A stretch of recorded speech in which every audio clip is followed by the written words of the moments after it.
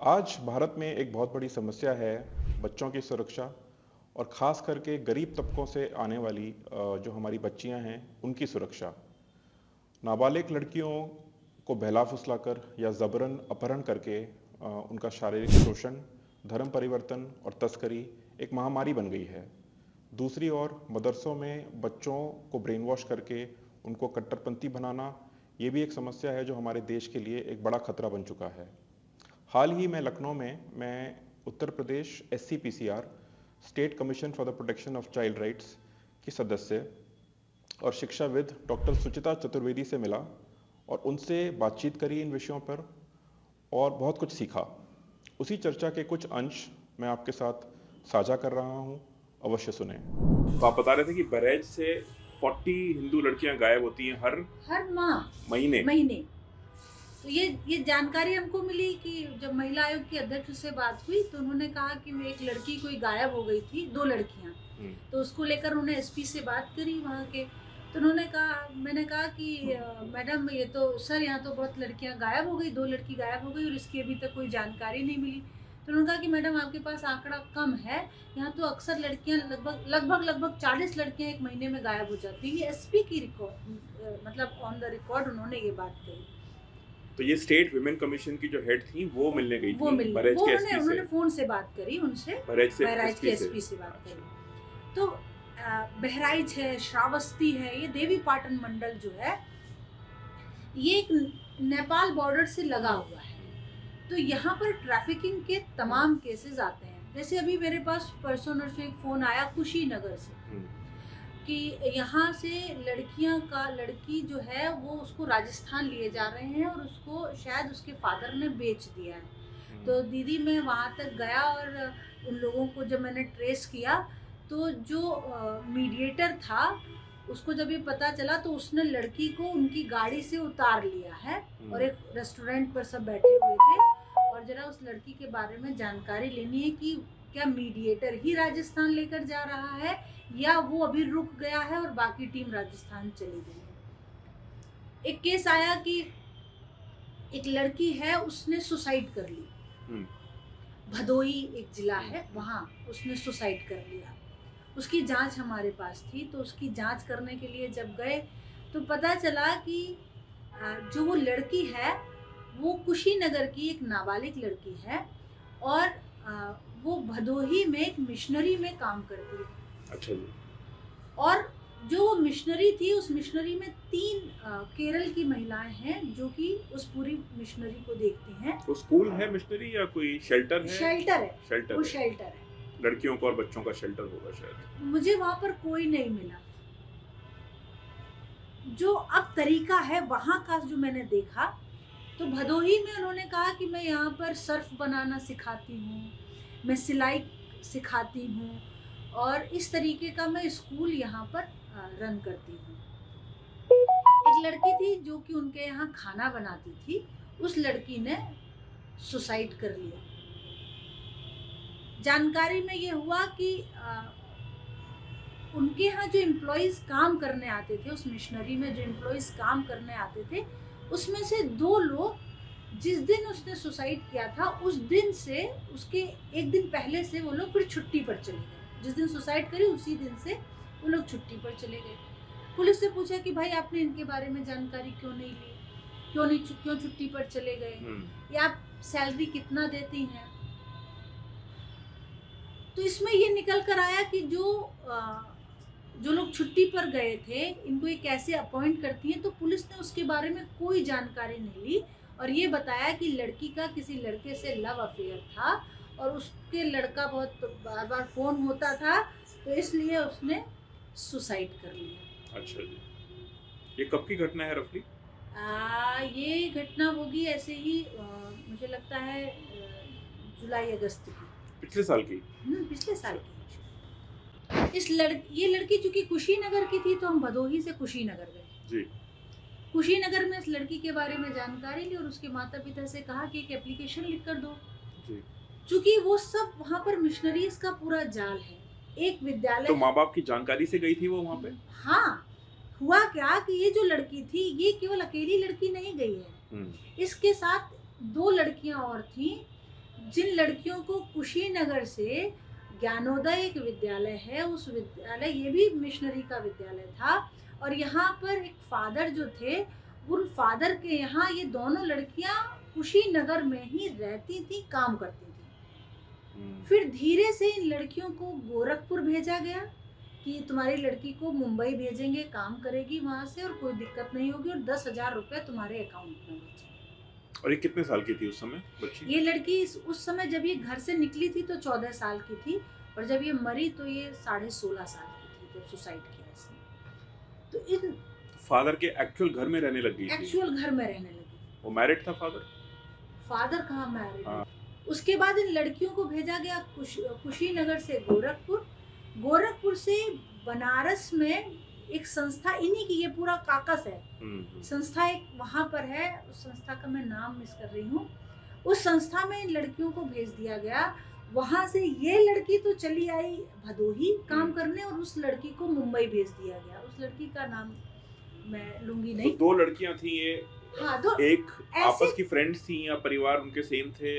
ये गरीब परिवार है, हिंदू गरीब परिवार है, सब कुशीनगर से? सब कुशीनगर से है। अच्छा। और वहाँ पर इन लोगों का खूब आना जाना है, और लिंक ये है कि और स्कूल का नाम ज्ञानोदय, जहाँ दोनों पढ़ती थी? ज्ञानोदय कुशीनगर। तो स्कूल भी ऐसा नाम रखा है कि सुनने में तो हिंदू लगेगा। हिंदू लगेगा।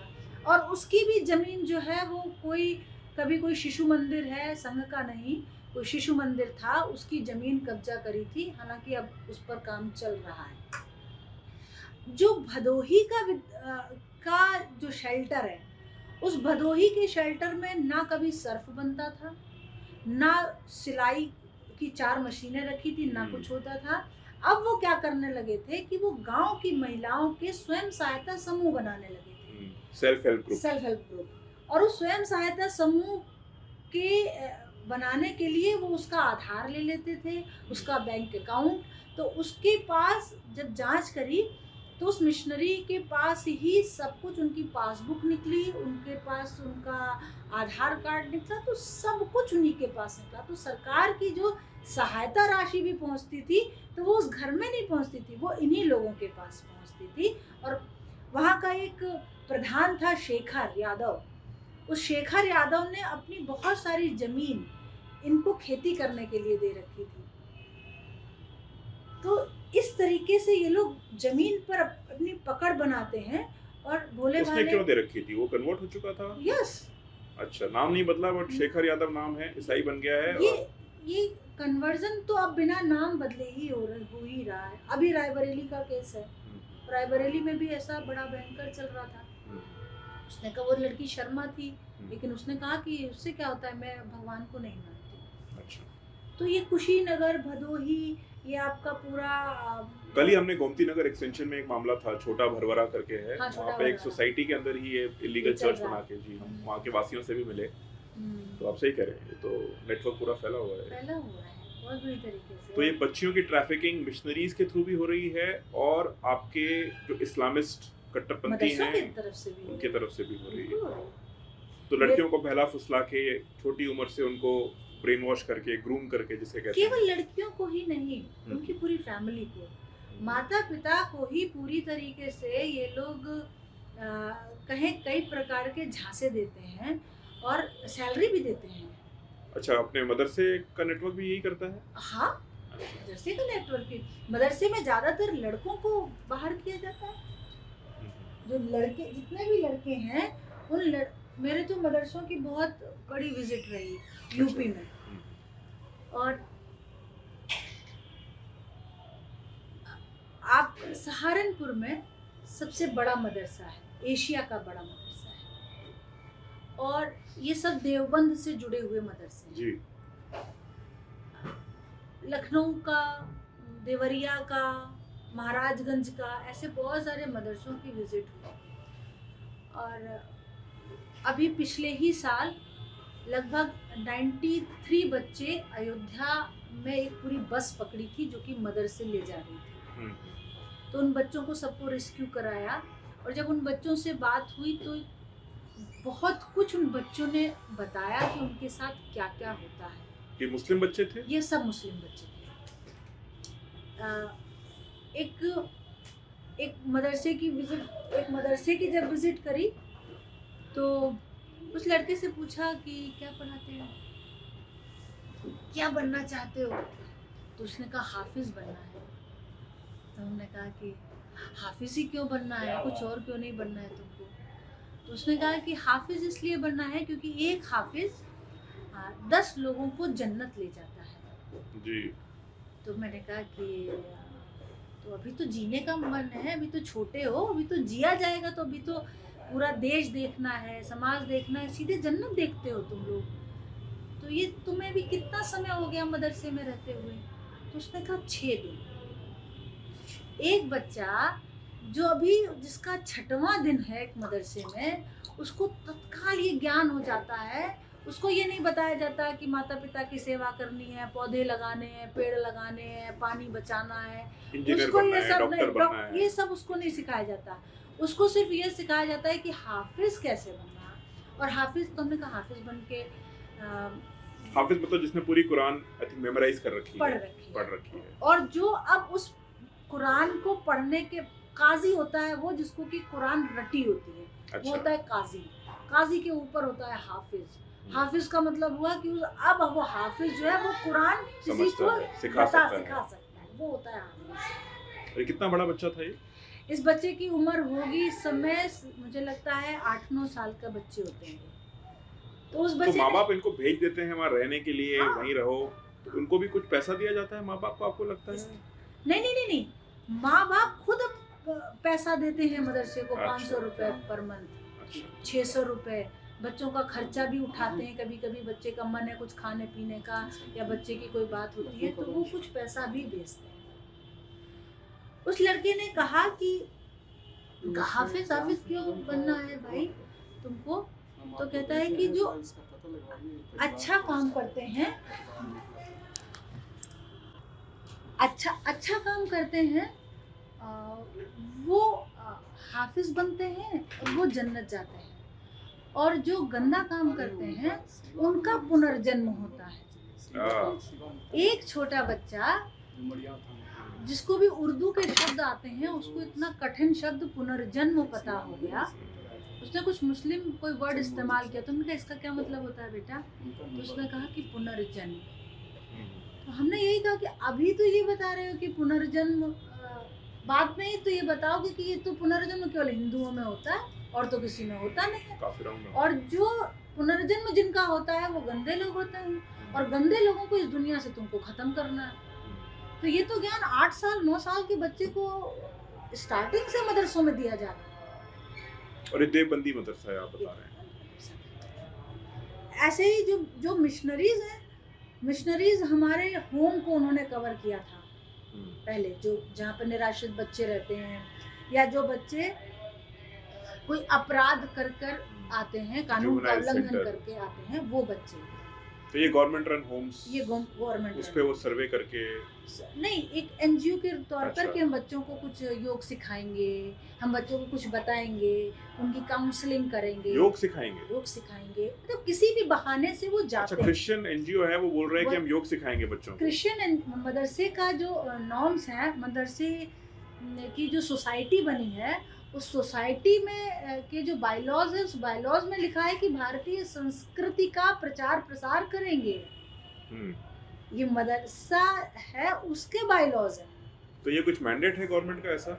अपनी तरफ से लिखते हैं वो? अपनी तरफ से लिखते हैं, और क्या एक तरह का डिसेप्शन है वो। बस दे देते हैं कि भैया बना देना, उसके सहारे से सरकारों में बैठकर काम करते हैं। और फंडिंग अभी भी मिल रही है ना मदरसों को? पब्लिक फंडिंग आसाम ने बंद करी है, पर मुझे लगता है बाकी स्टेट्स में अभी भी नहीं, कुछ चल रहा है। पब्लिक फंडिंग का क्या है, इनके यहाँ तो ज़कात होती है। नहीं, वो तो प्राइवेटली तो ये करते ही हैं। तो बस वही प्राइवेट ही चल रहा है इनका, और बाकी मुझे लगता है कि सरकार ने भी रोका है, यूपी सरकार ने भी रोका है। हाँ, ऑडिट वगैरह हो रहे हैं, आई थिंक उसको तंत्र को टाइट किया जा रहा है, पर यूपी में 8500 मदरसे गैर मान्यता प्राप्त मदरसे हैं, यानी कि वो पोर्टल पर रजिस्टर्ड नहीं है। और रजिस्टर्ड कितने होंगे?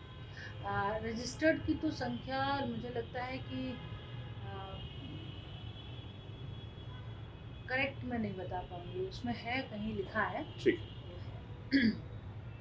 तो ये लड़कियों की ट्रैफिकिंग में आपने, जिसे आमतौर पे लव जिहाद कहा जाता है, जिसका मेरे हिसाब से सही टर्म है ग्रूमिंग जिहाद, जिस तरह से यूके में हमने देखा ग्रूमिंग गैंग्स ऑपरेट करती थी रॉटरहैम और बहुत सारे शहरों में, कि एक वल्नरेबल सोसाइटी के सेगमेंट की बच्चियों को आप यंग एज से उनको टारगेट करें, पहले उनको उनके साथ दोस्ती करें, उनको गिफ्ट्स दें, उनको धीरे धीरे अपने पेरेंट्स के अगेंस्ट टर्न करके फिर आप उनको भगा के ले जाएं, और फिर वो जो बाकी होता है वो प्रेशर डालना कि आप कन्वर्ट करो, निकाह करना है, वो सब, और फिर ट्रैफिकिंग भी जो, तो ऐसे केसेस आपने देखे होंगे कई सारे। तो इसमें कोई पैटर्न देखा आपने? पैटर्न बच्चियों को जब बात करते हैं तो कैसा उनका, क्या उनका माइंडसेट? लड़कियों का रवैया बड़ा सख्त रहता है, और लड़कियां कहती हैं कि वही वाला है ना कि मेरा अब्दुल्ला ऐसा नहीं, तो लड़कियों का ये रहता है कि नहीं, उसी के साथ ही जाना है। और हालांकि कई जगहों पर हम लोग सफल हुए लड़कियों को ये बताने में कि ये स्टेप अभी गलत है, लेकिन कई जगह पर एक लड़की थी, वो बालिग थी, और पैटर्न में ये जरूर देखने को हुआ कि जो रिच फैमिलीज हैं, ऐसी फैमिलीज जहाँ पर एक ही लड़की है, ये उस घर को ज्यादा टारगेट करते हैं। अच्छा। जहाँ एक लड़की है तो उसका सब कुछ उसी का होगा, प्रॉपर्टी पूरी मिलेगी, तो ऐसे घरों को ये ज्यादा टारगेट करते हैं। और ऐसे केस मेरे पास औरों की तुलना में ज्यादा है, देखने में आया कि हाँ ये ठीक है। या अच्छे तबके के, अच्छे तबके के देखते हैं कि सिंगल है, लड़की अकेली है। तो ये भी देखा मैंने कि और किसी तरह से वल्नरेबल है, फादर नहीं है, हाँ फादर नहीं है, हाँ मदर विडो है, ऑर्फन भी है, ये भी है। ऑर्फन का तो क्या कि वो हाँ उसमें भी हो सकता है। और फिर गरीब बच्चा है, पिता है वो शराब का आदी है, तो पैसे की वहाँ पर आवश्यकता है, तो वो निकाल के लेगा। एक चीज और देखने में आई कि जो सरकार के कौशल विकास केंद्र चल रहे हैं, हाँ जी, कौशल विकास केंद्र में जो एडमिशन है वो सिलाई, कढ़ाई, पार्लर, इन सब का सिखाया जा रहा है लड़कियों को। लखनऊ का एक बड़ा सेंटर विजिट किया, और उस बड़े सेंटर में ये देखा कि पूरे सुल्तानपुर, अंबेडकर नगर, झांसी, ललितपुर, बहराइच, सीतापुर, यहाँ की लड़कियाँ उनके यहाँ थी। क्योंकि इतनी जल्दी लड़कियाँ नहीं मिलती, बैच पूरा भरना है, तो केस मेरे पास आया था कि लड़की का आधार बदल दिया है, और लड़की के आधार में उसकी उम्र 18 साल से ऊपर दिखा दी है। क्योंकि जब लड़की 18 से ऊपर होगी तभी ही उसको प्लेसमेंट मिलेगा, नहीं तो प्लेसमेंट नहीं मिलेगा। क्योंकि वो रेसिडेंशियल स्कूल जैसा कुछ होगा, वो आप कह रहे हैं ना। कौशल विकास तो रेजिडेंशियली होगा, सिखाते ही हैं, वहीं पर रखते हैं। एडल्ट होना चाहिए बच्चा आने के लिए। ना आने के लिए एडल्ट नहीं होना चाहिए, आने के लिए तो 16 से 18 के बीच में होना चाहिए। लेकिन अब लड़की का कोर्स पूरा हो गया, और चूंकि प्लेसमेंट कराना है, तो प्लेसमेंट जब कराएंगे तभी वो 10% सरकार जो रोकती है कि प्लेसमेंट कराओगे तभी बाकी 10% का आपको पेमेंट होगा, तो वो सबका प्लेसमेंट दिखाते हैं, इसलिए आधार बदल देते हैं। उस आधार बदलने में 13 साल की लड़की थी वो, और उसका भी आधार बदल के 18 साल कर दिया। यहाँ पर देखना यह है कि ये जितनी भी लड़कियाँ थी, इन सब के परिवार में या तो पिता नहीं है, या पिता है तो शराब पीता है, रिक्शा चालक है, ऐसी परिवार की ये सारी लड़कियां थी। उसमें कोई भी ठीक ठाक परिवार की लड़की नहीं थी। और ये केस और तब बढ़ गया जब ये पता चला कि 975 लड़कियों को इन्होंने बैंगलोर सिलाई के लिए भेज दिया। इतना बड़ा यूपी, इतना बड़ा इन्वेस्टमेंट होता है यूपी में, और लड़कियों को यूपी में जॉब नहीं है। क्यों? एक सिलाई करने के लिए, पेटीकोट सिलने के लिए, एक एप्रन सिलने के लिए लड़की बैंगलोर जाएगी, मोबाइल का रिपेयरिंग करने के लिए लड़की बैंगलोर जाएगी, तो ये संभव नहीं। और 975 का आंकड़ा छोटा नहीं है। तो इसकी जांच बिठाई, हालांकि उस जांच में अभी चल रही है या क्या हुआ, मैं मेंबर थी, बाकी चेयरमैन को देखना था। तो उसमें ये निकल कर आया कि जो लड़कियां हैं उन लड़कियों के फादर को ये जॉब के नाम पर 10,000 रुपया देते हैं। एक ठेले वाला जिसको 10,000 रुपया मिलेगा तो वो तो संतुष्ट है, उसको पता है कि लड़की ठीक है। आप उसके बाद 2-3 महीने बाद आप अगर लड़कियों की फोटो मेरे पास आई वो फोटोज, और लड़की ने शॉर्ट्स पहनना शुरू कर दिया, लड़की के बाल स्ट्रेट हो गए, लड़की शीशे के सामने बैठकर अपनी फोटोज निकालने लगी, लड़की होटल में काम करने लगी क्योंकि उसने सिलाई। कौन चालक थे इसके सेंटर के? सेंटर के एक चौहान साहब थे। तो आपको लगता है ट्रैफिक कर दिया उन्होंने? 100%। अपने यहाँ जॉब क्यों नहीं ढूंढी है? बेंगलोर ये क्यों है? एक सिलाई के लिए लड़की बैंगलोर चली जाए और लड़की आने से मना करती है कि अब यहाँ नहीं, ठीक है सिलाई कर रही हूँ यहाँ, ठीक है। लड़की से आप बात करिए तो उसको पता है कि उसको बोलना है क्या, कोई फोन आए तो क्या बोलना है, नमस्ते, ठीक है मैं यहाँ सिलाई कर रहा हूँ, मैं बढ़िया हूँ, सब अच्छा है। 975 गर्ल्स कहाँ है? लड़के चले जाते हैं, लड़के भाग जाते हैं। जिसको ना बोली समझ में आएगी, ना इंग्लिश आती है, ना वहाँ की भाषा आती है, फिर ऐसे बच्चों को आप क्यों भेज रहे हो? तो ये तो एक सेंटर है जिसकी विजिट करी है। तो इसमें एक महिला समाख्या यहाँ चलता था पहले, सरकार की, सपा सरकार में एक योजना थी महिला समाख्या। उस महिला समाख्या की जो प्रदेश की कोऑर्डिनेटर थी, स्टेट कोऑर्डिनेटर थी, वो ये सेंटर रन करती थी। अच्छा, कौन सा था, कहाँ पे था ये आपने बताया था? ये बख्शी का तालाब, यहाँ पे लखनऊ में ही एक जगह है बख्शी का तालाब, वहाँ का सेंटर। तो जहाँ पे लड़कियाँ आती थी पूरे आसपास के डिस्ट्रिक्ट से, हाँ, और इनको भेजा गया बैंगलोर। तो वो तो मतलब सपा की बनाई हुई किसी कमेटी, क्या बताया आपने? महिला समाख्या एक योजना चलती थी सरकार की, जो महिलाएं थी उनको अवेयर करना, उनको विमेन मिनिस्ट्री में चलती होगी ये। हाँ, चाइल्ड एंड वुमेन वेलफेयर। इस ट्रैफिकिंग के कई तरीके हो गए हैं, उस तरीके में एक तरीका ये भी आ गया। तो मदरसा के बच्चों से जब आपने बात करी तो उनका एक तो आपने बताया कि उनके अंदर एक तरह से बचपन से ही वो बात डाल दी जा रही है कि पुनर्जन्म मतलब एक तरह का गलत, आप जब आपको जन्नत नहीं मिलेगी तो पुनर्जन्म मिलेगी। और आपने कुछ और ऑब्जर्व किया उनके अंदर? गर्मी में लड़कियों के प्रति उनका क्या एटीट्यूड था? जून में उन बच्चों को विजिट करी मैंने मदरसे की, जून में, और वो बच्चे सभी कंबल बिछाए थे और कंबल ही ओढ़ते थे। अच्छा, उनका ये क्यों? इतनी गर्मी में क्यों? मुझे जो लगता है कि उन बच्चों को इतनी कट्टरता सिखा दी जाती कि ऐसे ही जीना है, पता नहीं कैसे जीना पड़े तुम लोग को। अधिकतर देखिए कि जो ये पत्थरबाजी होती है, इलाहाबाद में, प्रयागराज में पत्थरबाजी हुई, यहाँ चिन्हट में पत्थरबाजी हुई, संघ की शाखा हुई तो उस पर पत्थरबाजी हुई, उनसे भी कल बात हुई थी। तो दुर्गा पूजा है तो पत्थरबाजी हुई, कहीं कुछ होता तो अब हमारे हर त्योहार पे जो जुलूस निकलता है, तो ये हो कहाँ से रही है? ये जो नॉर्मल घर परिवारों में रह रहे हैं वो लोग नहीं कर रहे हैं। ये जो मदरसे जो हर गली कूचों में खुल गए ना, हर दूसरी गली में आपको एक मदरसा मिल जाएगा। किसी का घर है, कोई आदमी बाहर काम कर रहा है तो उसने मदरसे, अपने घर मदरसे को दे दिया कि लो आप तुम चलाओ। ये मदरसों की तो बहुत खबरें आई हैं कि बच्चों के साथ दुर्व्यवहार और दुष्कर्म भी बहुत होता है वहाँ पे। बहुत होता है। तो इस पे क्या करना चाहिए, कैसे इसको रोक लगानी चाहिए? क्या कि अगर सरकार ने आइडेंटिफाई कर लिए कि ये 8,500 मदरसे ये दाल में छोंक के बराबर है, अगर आपने इतने ही मदरसे निकाल लिए तो इस पर एक्शन क्यों नहीं हुआ? आज 2 साल हो गया, एक्शन होना चाहिए था। ये मदरसे अभी भी क्यों चल रहे हैं? इनको कैसे शय मिल रही है, कहाँ से मिल रही है? बार बार विधवा विलाप थोड़ी ना करना। जब आपने निकाल लिया कि ये रहे मदरसे और इनको खत्म करो, हटाओ इनको। तो क्यों अभी केस कुछ चल रहा है, कुछ कोर्ट में चला गया है? कोई केस नहीं चल रहा मदरसों को लेकर, कोई केस। तो ब्यूरोक्रेसी की तरफ से एक तरह से हाँ, एक्शन नहीं लिया गया? इसमें कोई एक्शन नहीं लिया गया। तो मदरसों का जरा बताइए कि जो मदरसा बोर्ड है वो कैसे काम करता है, उसमें आपको क्या खामियां दिखती हैं?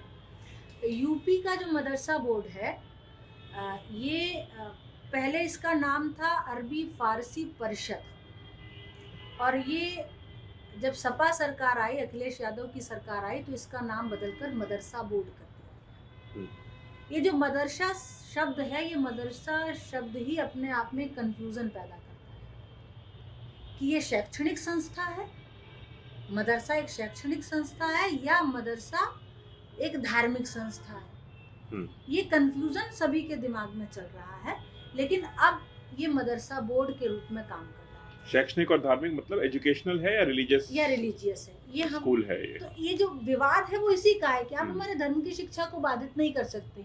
मदरसा यानी कि धर्म की शिक्षा देने वाला एक स्थान, उसको मदरसा कहा जाता है। लेकिन अब ये सरकार से एड ले रहा है, यही मदरसा। तो जब ये सरकार से एड ले रहा है, यानी कि एक शैक्षणिक संस्था है, सरकार कहती है कि नहीं, आप आधुनिक शिक्षा ही देंगे मदरसों में, केवल धार्मिक शिक्षा नहीं देंगे। जब से योगी जी की सरकार आई है तो कोशिश है कि इनको मॉडर्नाइज करा जाए, मॉडर्नाइज किया जाए करिकुलम में और एनसीईआरटी पढ़ाया जाए। पर इनके जो धार्मिक, इनके जो इस्लामिक मजहबी जो इनकी किताबें हैं वो तो पढ़ाई जाएंगी इनको, वो पढ़ाई जाएंगी, नहीं तो वो मतलब सही नहीं रहेगा, वो पढ़ाई जाएंगी। लेकिन उसके साथ साथ ये भी सरकार ने कहा कि आप गणित भी पढ़ाएंगे, साइंस भी पढ़ाएंगे, हिंदी भी पढ़ाएंगे, कंप्यूटर भी पढ़ाएंगे, सब कुछ पढ़ाएंगे।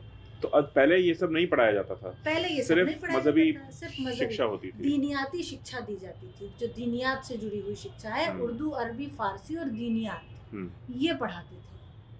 जब मदरसा बोर्ड की स्टडी की गई कि ये कैसे चलता है, इसमें क्या नियम है, तो आप जानकर ताज्जुब होंगे कि इनके यहाँ है कि हाई स्कूल पास यानी कि मौलवी, जो डिग्री इनके यहाँ है हाई स्कूल की, उसको मौलवी कहते हैं। अगर आप मौलवी हैं तो आप हाई स्कूल को पढ़ा देंगे, यानी कि हाई स्कूल पास हाई स्कूल को पढ़ाएगा, जो इनके मदरसे का हाई स्कूल लेवल है। हाई स्कूल लेवल है। आलिम यानी कि इंटर, तो आलिम पास है तो आप इंटर को पढ़ा देंगे।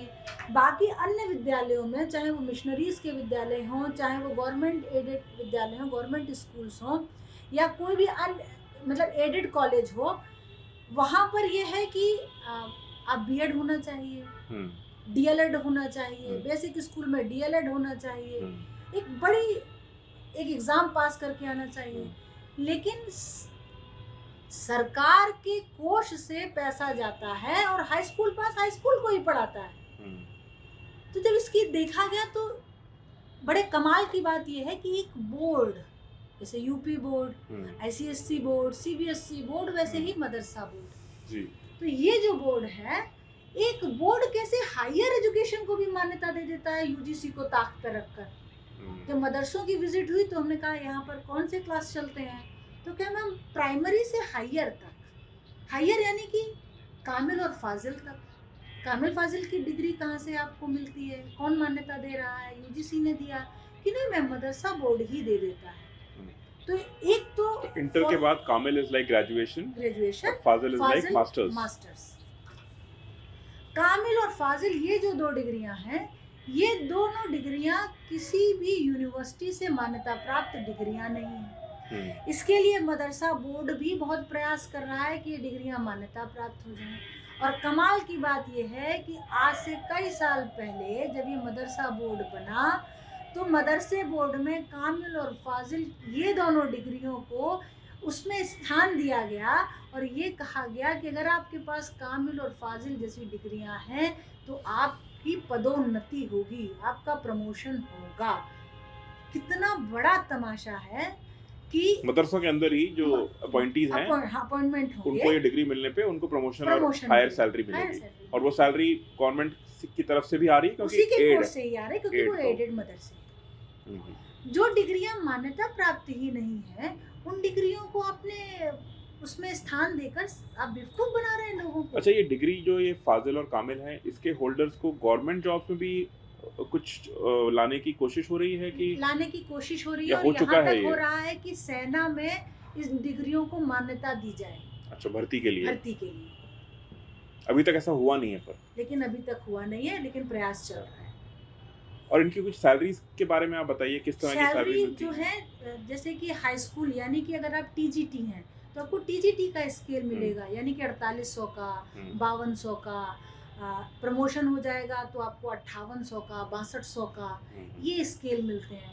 तो जब एक दो मदरसों की विजिट करी तो पूछा कि आप क्या पढ़ाते हैं, तो उन्होंने कहा कि मैं गणित पढ़ाता हूँ। किस क्लास को पढ़ाते हैं? तो कहा कि 9th और 10th को गणित पढ़ाता हूँ, a+b का होल स्क्वायर बताइए क्या होता है। तो उन्होंने कहा जी, उनका a+b का होल स्क्वायर क्या होता है ये बताइए। तो बोले a, और वो बहुत देर तक इसी पर ही अटके रहे। तो मैंने कहा आप फिर सैलरी क्या है आपकी? कहा 75,000 रुपये। 75,000। ये गवर्नमेंट एडेड मदरसा है। गवर्नमेंट एडेड मदरसा। पूछा फिर दूसरे से, और ये हाल ही की बात है ये? हाँ, ये 2000 मुझे लगता है 22 की बात है। तो फिर मैंने एक और से पूछा आप क्या पढ़ाते हो? तो उनका होम साइंस पढ़ाते हैं। उनका होम साइंस पढ़ाते हैं आप, तो अचार में कौन सा एसेंस डाला जाता है जिससे कि अचार लंबे समय तक सुरक्षित रहे? उनको नहीं पता। टमाटर का रंग लाल ही क्यों होता है, पत्तियां हरी क्यों होती हैं, ये बायो वाले से पूछा। उनको कुछ नहीं पता है।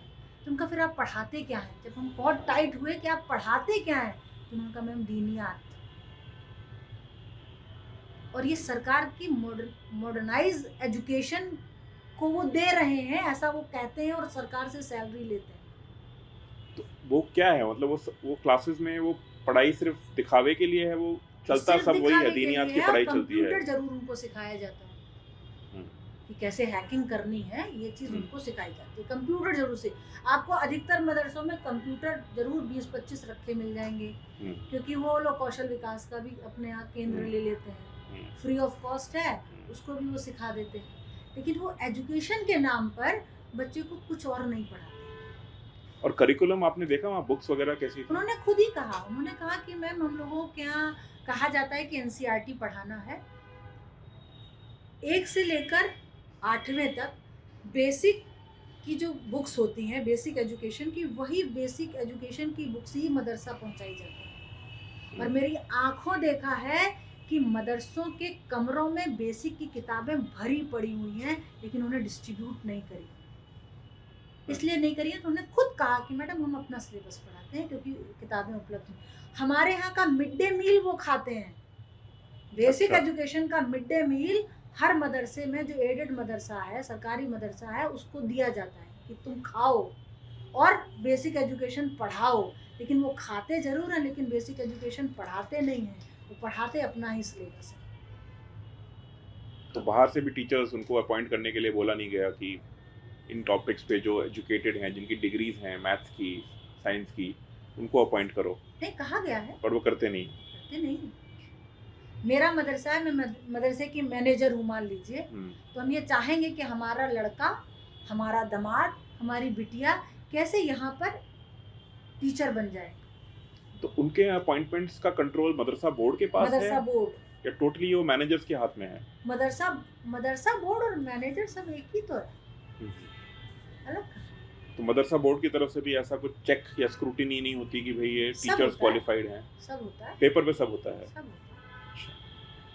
अगर सब ऐसे ही अच्छा हो रहा होता तो फिर हमको इस बहस में पढ़ना ही नहीं पड़ता, हम लोग ये चर्चा ही ना कर रहे होते कि क्या हो रहा है। और एज को लेके भी कुछ आपने देखा डिस्क्रिपेंसी वहाँ पे?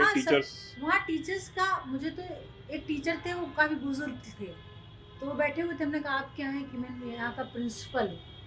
तो उन्होंने कहा प्रिंसिपल हैं तब भी तो आप कोई क्लास तो लेते होंगे? कहीं हाँ लेते हैं। तो हमने कहा आपके यहाँ का टाइम टेबल कहाँ है, इसमें तो आप कहीं नहीं दिखाई पड़ रहे हैं। तो उन्होंने कहा जब कोई पीरियड खाली होता है तो हम चले जाते हैं। उनका आप क्या पढ़ाते हैं? कहीं दीनियात। उनका दीनियात ही पढ़ाते हैं, तो आप किस सब्जेक्ट के टीचर हैं? तो उन्होंने कहा उर्दू का। उनका आप उर्दू पढ़ाते हैं क्या? उनका आप अपना आधार दिखाइए क्या है। आप जानकर ताज्जुब मानेंगे कि उनकी डेट ऑफ बर्थ 80 लिखी हुई थी, मतलब 42 इयर्स ऑफिशियल उनकी डिक्लेयर्ड एज है, जबकि आपको क्लियरली वो 70-80 उससे भी ज़्यादा के होंगे। वो 70 साल का तो पक्का वो आदमी होगा। और वो टीचर ही नहीं थे वहाँ पर, क्योंकि प्रिंसिपल को भी क्लास लेना होता है। तो जब आप खाली पीरियड होगा, जब कोई टीचर नहीं होगा, तो उनका तो टाइम टेबल में कहीं नाम ही नहीं था। कैसे चल रहा है, क्या चल रहा है, ये देखने वाली। तो योगी जी जब आए थे तो बहुत खबर आई थी कि बहुत घोस्ट एनरोलमेंट्स हो रखे थे, कि सिर्फ नाम को दिखाने के लिए, नंबर्स दिखाने के लिए, और शायद वो स्टूडेंट की हेड काउंट से उनको कुछ एड में कुछ फ़र्क पड़ता होगा, तो उस वजह से बहुत सारी ऐसी घोस्ट एंट्रीज थी। मिड डे मील वगैरह मिलता होगा उनको, तो ये सब सफाया हुआ। बट अभी भी सिस्टम में और मदरसा सिस्टम में बहुत मदरसा रिफॉर्म की जरूरत है, या इसको हम इसको फंड ही क्यों कर रहे हैं, ये भी एक सवाल उठना चाहिए कि आसाम में जैसे बंद कर दिया। ये सुनने में आया है, मेरे पास कोई अभी रिपोर्ट ऑफिशियल नहीं है, ये सुनने में आया है कि जो संविदा कर्मी थे उनको सैलरी कई लंबे समय से नहीं मिली है। संविदा कर्मी क्या होते हैं? कॉन्ट्रैक्ट वर्कर्स जो होंगे उनको नहीं मिली है, ऐसा सुनने में आया है। क्या सही है, इसकी जानकारी सही हमारे पास नहीं।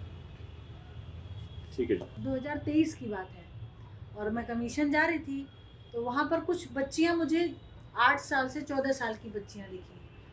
तो सभी लड़कियाँ पूरी तरीके से हिजाब में थी। तो मैंने लड़कियों को रोका, मैंने पूछा, मैंने कहा बेटा कहाँ जा रहे हो, छुट्टी नहीं हुई आपके स्कूल में?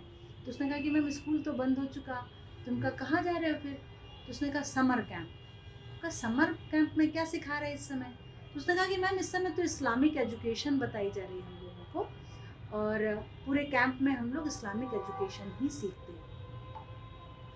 अच्छी चीज़ है, बहुत अच्छी बात है कि हम अपने बच्चों को धर्म से, जब भी बच्चों के लिए, और ये बच्चे नॉर्मल बच्चे नहीं थे कि किसी बस्ती के बच्चे हों, ये सभी बच्चे बड़ा प्रतिष्ठित विद्यालय लखनऊ में सिटी मॉन्टेसरी स्कूल के बच्चे हैं सभी। यानी कि इनके ये परिवार जो होगा बड़ा समृद्धशाली परिवार है, जो कि ये चिंता कर रहे हैं कि उनके बच्चों को भी अपने धर्म का ज्ञान होना चाहिए, इसलिए वो अपने बच्चों को भेज रहे हैं। हमारे जो हिंदू धर्म में बच्चे होंगे वो क्या सीखते हैं समर कैंप में? वो ड्राइंग सीख लेंगे, डांस, फूहड़ डांस सीख लेंगे, वो और थोड़ा सा अच्छा होगा परिवार तो वो तैराकी सीख लेंगे। लेकिन कभी इस धर्म के प्रति उनका वो जुड़ाव नहीं कि ये 15 दिन है तो हम इस 15 दिन में अपने बच्चों को धर्म से कैसे जोड़ सकते। तो ये तो हमको इस्लाम से सीखना चाहिए। मुझे बहुत मतलब एक घबराहट जरूर हुई कि ये क्या हो रहा है, लेकिन अच्छी बात है, सीखना चाहिए। हाँ, तो ये करिकुलम को लेके आप क्या देखते हैं? जो अभी चेंजेस होने चाहिए वो हो रहे हैं? नहीं हो रहे हैं। कस्तूरबा विद्यालय का निरीक्षण था तो मैंने बच्चों से पूछा कि क्या पढ़ रहे हो, किताब उठाई तो उसमें था कि इस्लाम का भारत में आगमन, यानी कि इस्लाम भारत में कब आया। तो मैंने बच्चे से पूछा कि क्या पढ़ा तुमने इसमें? तो उसने कहा कि मोहम्मद साहब इस समय पैदा हुए थे और मोहम्मद साहब। तो मैंने टीचर से कहा कि ये तो इस चैप्टर में ये तो है ही नहीं कि मोहम्मद साहब कब आए थे, इसमें तो ये है कि भारत में इस्लाम कब आया था। तो आप तो इस्लाम का इतिहास बता रहे हो, ये तो आप, ये कस्तूरबा विद्यालय है यानी कि जहाँ पर बेसिक एजुकेशन दी जा रही है। 6th क्लास में आप गए थे? 6th क्लास की बुक। और ये किसकी बुक्स थी? ये जो एनसीईआरटी की बुक्स थी। अच्छा। उस चूंकि बेसिक में एनसीईआरटी लागू होता है तो ये वो किताबें थी। अभी नया आप जानोगे तो जो ट्रम्प ने यूएस एड को रोक दिया। यूएस एड भारत में एक एनजीओ है, कई एनजीओस को एड मिलता था, उसमें से एक एनजीओ है प्रथम जी। इस प्रथम के जो हेड हैं वो कांग्रेस सरकार में शैक्षिक सलाहकार थे और उन्होंने एक एनजीओ बनाया जिसने राइट टू एजुकेशन पर भी काम किया। और तो आरटी वो एक्ट है जो सोनिया गांधी या यूपीए सरकार के समय लाया गया था और उसका ये कहना है कि सिर्फ माइनॉरिटी रन इंस्टीट्यूशंस एग्जेम्प्ट हैं आरटी से, और मेजॉरिटी पे लागू होता है वो सारी कंडीशंस कि 25% आपको फ्री सीट्स देनी है और उसका भुगतान आपको सरकार करेगी। वो पैसा कभी आता नहीं है तो स्कूलों के लिए वो भी एक बड़ी समस्या आ जाती है। हालांकि यूपी में वो पैसा पिछला दिया अब रिलीज करना शुरू अच्छे से किया गया है। तो इस जो प्रथम एनजीओ है, हम कहते हैं कि सिलेबस, ऐसा सिलेबस होना चाहिए जिसमें कि बच्चा अपनी संस्कृति से भी जुड़ा रहे और गर्व महसूस करे और ये शिक्षा हम उसको इंटर या बीए ऊपर हायर एजुकेशन में नहीं दे सकते। बच्चे को बेसिक ही बताना पड़ेगा कि हमारी भारतीय संस्कृति क्या कहती थी, ये बेसिक ही बताना पड़ेगा। तो अभी 2024 में महानिदेशक हैं शिक्षा, बेसिक शिक्षा उत्तर प्रदेश में, कंचन वर्मा जी, उन्होंने एक ऑर्डर निकाला और उसमें ये कहा गया कि जो बेसिक का सिलेबस है उसको रिव्यू किया जाए और बेसिक टीचर्स को ट्रेनिंग देने के लिए उन्होंने प्रथम एनजीओ को हायर किया। योगी सरकार है। तो बेसिक एजुकेशन की चीफ सेक्रेटरी हैं ये? वो चीफ सेक्रेटरी है। अच्छा। डीजी हैं, महानिदेशक। अच्छा। तो उन्होंने एक ऑर्डर निकाला जिसमें कि प्रथम को लिया गया है। क्या प्रथम जैसा एनजीओ जो यूएस एड पर आधारित था वो कभी चाहेगा कि भारतीय संस्कृति डेवलप हो? ऐसा सिलेबस को है वो तैयार करेगा, वो इसको रिव्यू करेगा? तो वो जो अभी तक करता आया वो अपने संस्कार थोड़ी ना छोड़ेगा। तो हम किसको हायर कर रहे हैं? हम बार बार कहते हैं कि देश में माननीय मोदी जी बैठे हुए हैं, यूपी में योगी सरकार बैठी हुई है, उसके बाद भी ये एक बड़ा अच्छा चांस है हम सभी के पास कि हम यहाँ पर कुछ ऐसे संशोधन कर दें, कुछ ऐसी चीज़ें लाकर छोड़ दें जो हमारे देश के लिए और हमारे समाज के लिए और हमारे बच्चों के लिए एक बड़ा स्ट्रॉन्ग चीज़ निकल कर आए। लेकिन अगर प्रथम जैसे एनजीओज उस पर काम करेंगे तो मुझे नहीं लगता कि जो हम लोग सोच रहे हैं उस स्तर पर कहीं हम थोड़ा सा आगे, क्योंकि अगर बेस ही कमज़ोर कर दिया तो सरकारी तंत्र में कहीं ना कहीं जो ये अपने सेकुलर इकोसिस्टम है वो अभी भी बहुत अंदर तक उसका इन्फ्लुएंस है। जैसा कि आप देख सकते हैं, हमें भारत को अगर वास्तविकता में एक विकसित भारत बनाना है तो अभी हमें अपने बच्चों की सुरक्षा और उचित शिक्षा को सुनिश्चित करने के लिए एक बहुत लंबा रास्ता तय करना है। हमें आवश्यकता है कि सरकारी तंत्र में डॉक्टर सुचिता जैसे लोग और लोग जुड़ें जिससे कि यथास्थिति को बदला जा सके और वास्तविकता में परिवर्तन लाया जा सके।